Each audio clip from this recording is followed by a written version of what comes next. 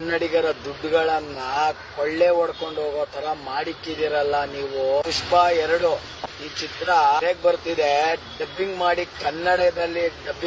ಕನ್ನಡದಲ್ಲಿ ಮಾತ್ರ ಹಾಕ್ಬೇಕು ಅನ್ನೋಷ್ಟು ಇಲ್ಲ.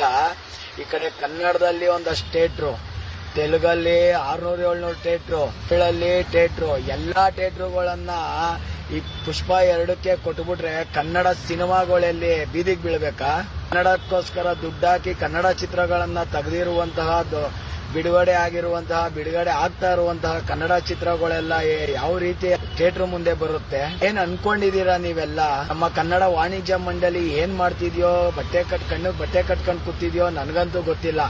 ಅಲ್ಲಿ ಹೇಳ್ತೀರಾ ಚಿತ್ರ ಕೊಡಬಾರ್ದು, ಯಾವ ಥಿಯೇಟರ್ ಕನ್ನಡ ಚಿತ್ರ ತೆಗಿಬಾರ್ದು, ಪುಷ್ಪನ ಹಾಕ್ಬಾರ್ದು ಅಂತ ಒಂದ್ ಕಡೆ ಸ್ಟೇಟ್ಮೆಂಟ್ ಕೊಡ್ತೀರಾ, ಇನ್ನೊಂದ್ ಕಡೆ ಸಾವಿರಾರು ರೋಗಳನ್ನ ಪುಷ್ಪ 2ಕ್ಕೆ ಕೊಟ್ಟಿದ್ದೀರಾ. ಇದು ₹1, ₹2 ಅಲ್ಲ, ₹100, ₹200 ಅಲ್ಲ, 1,000, ₹1,500, ₹2,000. ಯಾವ ರೀತಿಲಿ ನಾವು ದುಡ್ಡನ್ನ, ಕರ್ನಾಟಕದ ದುಡ್ಡನ್ನ ದೋಚ್ಕೊ ಹೋಗ್ತಾ ಇದಾರೆ ಪರಭಾಷಾ ಚಿತ್ರಗಳು ಅನ್ನೋದು ಇದರಿಂದನೇ ಗೊತ್ತಾಗ್ತಿದೆ. ಹೇಳೋರಿಲ್ಲ, ಕೇಳೋರಿಲ್ಲ. ಕೇಳ್ಬಿಟ್ರೆ ಕೆಳಗಡೆ ಕಮೆಂಟ್ಸ್ ಬಾಕ್ಸ್ ಅಲ್ಲಿ ನಮ್ಮವರೇ ಏಸ್ಕೆ ತಿನ್ನೋ ನಮ್ಮ ಕನ್ನಡಿಗರೇ ಬಂದ್ಬಿಟ್ಟು ಪುಷ್ಪ ಚಿತ್ರ ಸೂಪರ್ ಚಿತ್ರ, ಅದಕ್ಕೆ ನೀವು ಮಧ್ಯ ಬಾಯಿ ಹಾಕ್ಬೇಡಿ, ನೀನು ಸರಿ ಇಲ್ಲ, ನೀನು ಅದು ಇದು ಏನೇನೋ ಹೇಳ್ತೀರಾ.